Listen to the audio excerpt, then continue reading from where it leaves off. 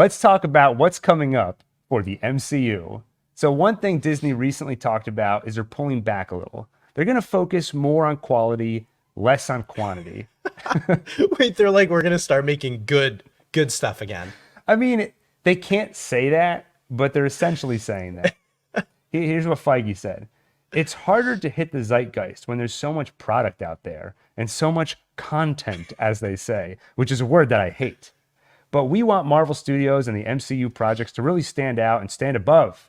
So people will see that as we get further into phase 5 and 6, the pace at which we're putting out the Disney Plus shows will change so they each get a chance to shine. Because that's the problem. It was like there were too many of them. So they're not shining properly. There's so much good stuff, that's all defining the zeitgeist. It's hard to take it all in. Yeah, that's totally what's happening. So in terms of pulling back a little, some of the shows that were announced for this year that are no longer happening this year. Ironheart, sort of a spin-off, not really a spin-off from Wakanda Forever, but the character Riri Williams was introduced in that movie. Agatha, House of Darkness, delayed till next year. I don't know if everyone could see me rolling my eyes.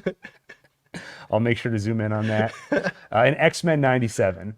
That is the resurrection of the X-Men animated series in the 90s. Everyone loved that show. I liked it back in the day. That's getting pushed to 2024. But what that leaves in terms of Disney Plus shows is Secret Invasion coming in June, Loki and Echo. But there's been an open question of when Loki and Echo will come out, especially with Loki, considering Jonathan Majors plays a large role in that show. People were wondering, are they going to delay this thing and try and reshoot it? Sounds like no. They're just going to release it. So they've already filmed it. It's already filmed, and it's premiering Friday, October 6th. Oh, wow. So is Jonathan Majors fired? No, not officially. The rumors all say, insiders keep saying, like, no discussions have been had on whether or not we're going to recast him, which is obviously not true. They, of course, have talked about it. They must have talked about it.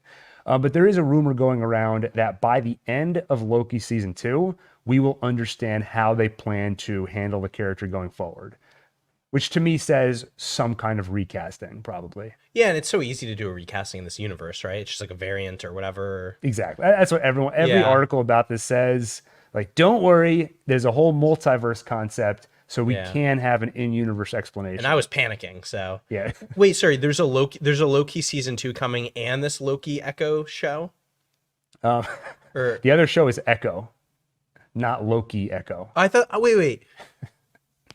Because my notes say Loki and Echo, but it's not a show. That's two different shows. I thought you were telling me, I really got to start reading news myself. I thought you were telling me there's a Loki and Echo crossover.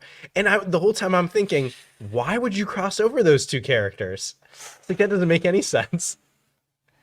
Well, I'll say this. I'm a lot more excited now that it's Loki season 2 and not a Loki and Echo crossover.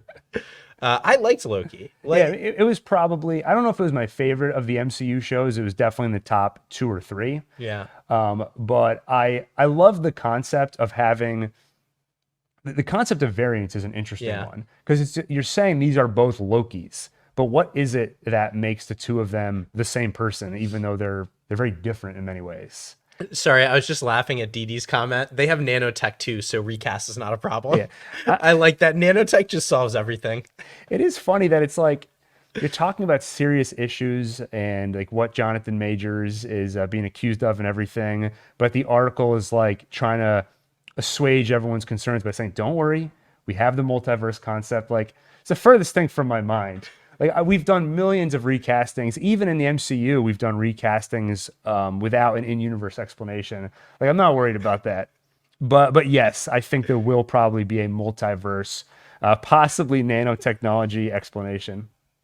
I was just picturing, like, you have some, like, scandal with the president or something, and the news reports are like, but don't worry, we can come up with an in-universe explanation for replacing the president. Because we're all so used to cinematic universes now. We have to use that terminology in the real world.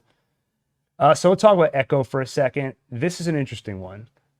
Go ahead. What, are we going to come back to Loki? Here, okay, more Loki. Go ahead. Well, no, I like If you embarrassed yourself so much, I wanted to just move. It's like how with the Continental, they're trying to release all 3 episodes as quickly as possible, move past it. I was trying to do that for you with Loki, but go ahead. so well, so first of all, I liked Loki. I thought it was a fun show. I had complaints about it, but generally it was fun. I thought the whole concept of the TVA was just really cool. And I love the whole surreal feeling of that universe. And then especially when he meets like spoilers for Loki, like when he meets like the timekeepers and Yeah. stuff. I just thought it was so cool. And like the Loki actor and the character are just like a lot of fun. So I liked it. I'm excited to see more in that universe. Um, That multiverse. there's a multi. No, I'm just kidding. The thing that I always look for in the MCU that gets me excited, a lot of people complain they're all the same, every movie in the MCU. Obviously, that's not literally true, but tonally, they all do start to feel pretty similar. And when something can stand out, that's exciting. I thought Loki did that to an extent. It's that weird tone you talked about. Part of that was just the score. It had this weird, the kind of score you would expect to see in a strange sci-fi movie, kind of like Blade Runner, where it just makes it feel different. And I really like that. And all the stuff you mentioned are things I liked about that show. So yeah, I'm looking forward to a second season. Yeah. Do we need to talk about Echo? Well, No, I'm just kidding. there's something interesting about Echo. First off, I was actually somewhat interested in this show. So Echo was what exactly was her role on Hawkeye? She was a deaf assassin, an enforcer for the mob, the tracksuit mafia, and she worked for Kingpin. So she's spinning off into her own series. But here's the thing: they are releasing all the episodes at once, November 29th, 2023. Disney Plus has never done that. Every MCU show, every Star Wars show has been a week-to-week release. Now, why do you think they're releasing all the episodes at once? Because the Continental already took the idea of doing it over 3 days. Yeah, so we can beat that. When I'm here, my sources are telling me that it's a bad show. So they're just trying to like just get it out there and just move on. Because that's one of the things with the binge model. Stranger Things, when it comes out, everybody talks about it for a weekend and then nobody talks about it anymore. So it kind of just disappears. Yeah, Grace Randolph, Beyond the Trailer, that show she does, she's the one who said that her sources are telling her that the show might just be really bad. So they're trying to just like squeeze it out there. I also think even a show that's not very good is more enjoyable when binged, right? Because if a show comes out weekly, everyone talks about it. And you could have that thing that happens with Adam where like he watches something and then a day later, he's like, that was good. And 2 days later, was it really that good? And like you start to reflect on it. But if it's just binged, yeah, there's like a lot less reflection. Yeah, you're less likely to drop off in the middle of the season. But the reasons I was interested in this show are I actually liked Hawkeye. That was one of my favorite MCU shows. Felt a lot more grounded, partially because the main character doesn't have superpowers or nanotechnology. So it felt a little grittier. Not a lot. I'm not going to lie to you. It's not like a super gritty. It wasn't like Daredevil on Netflix or anything like that. But it felt a little different from the usual MCU fare, and I liked it. Not to mention that Echo is going to feature, I don't know how large of a role, but Daredevil and Kingpin are both going to be on that show. So that's pretty interesting, which might be part of the reason they're putting it out in the binge format so people can just skip ahead to the Daredevil parts. They'll put chapter markers like we do for our videos. Yeah, exactly.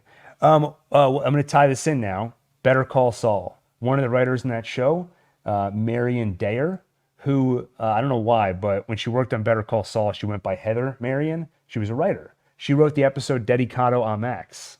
Oh, that was a good episode. It's a good episode. She's the showrunner for Echo. So interesting. Yeah, so I'm not ready to say, oh, the show's bad, so they have to put it all out at once. That's just what I heard. It's possible it's a decent show. There could be other explanations for why they're putting it out so fast. If you look at the release schedule, it might just be like, well, if we air it week to week, it's going to overlap with something else or compete with something else. It's hard to fit it in on the schedule, so let's just release it all at once. Or maybe it's a good show, but it doesn't have a lot of cliffhangers. So at the end of an episode, you don't feel like you have to see the next one. That was one of the things with Andor. I like that show. I actually haven't finished it yet, but it's a pretty slow start. And I think a lot of people dropped off in the middle of the season. But if they released it all at once, I think more people would have stuck with it. So there are other explanations for why you would release Echo in a binge format. It doesn't have to be a bad show. Yeah, I really liked Andor. I actually binge watched Andor. And that show was weird because there were some like jumps between episodes later on that I think felt really jarring to me binge watching it as opposed to watching it weekly. Like tonally, it shifted. Yeah, like there were just tonally and like plot wise, like there were just kind of a few jumps that like were really jarring to me. And so anyway, I think you're right that there are a lot of reasons you might release a show all at once, and so we don't need to assume it sucks because of that. In general, binge format versus week to week, where do you stand? I definitely prefer week to week generally. Why? If it's a good show. For the standard reasons of it keeps it in the zeitgeist. Yeah.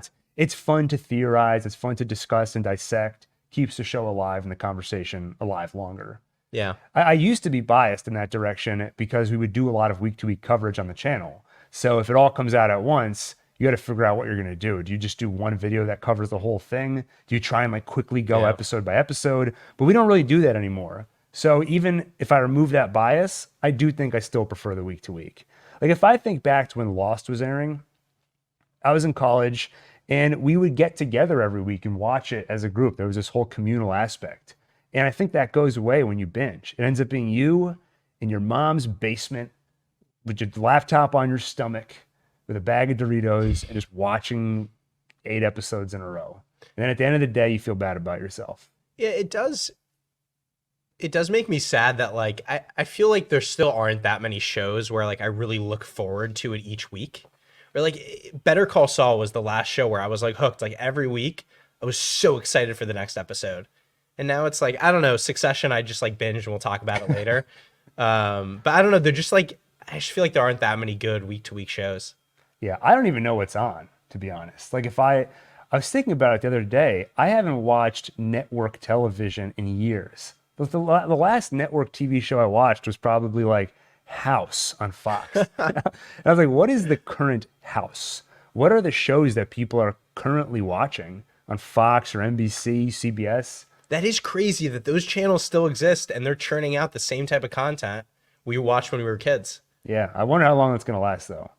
It's streaming nowadays. Yeah, do you think are there young people still watching those shows, or are those mostly catering to like older people that just haven't switched to streaming?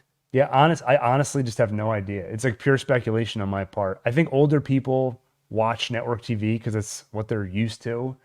I mean, there are shows that I imagine the younger generation are still watching, like Family Guy, stuff like that. Those are still on, Fox. I don't know. We should do some research at some point. Daniel's Bits next week. I want you to dig into this. All right. I'm going to figure out what's going on over there. Do some investigative journalism. I'm going to go undercover. Hey, you go walk into an old folks home and dressed all in white like Jimmy McGill. Hey, what are you guys watching on TV? What's on NBC these days, huh? I'm going to go really undercover. I'm going to be gone for the next 6 months. You're going to wonder where I am.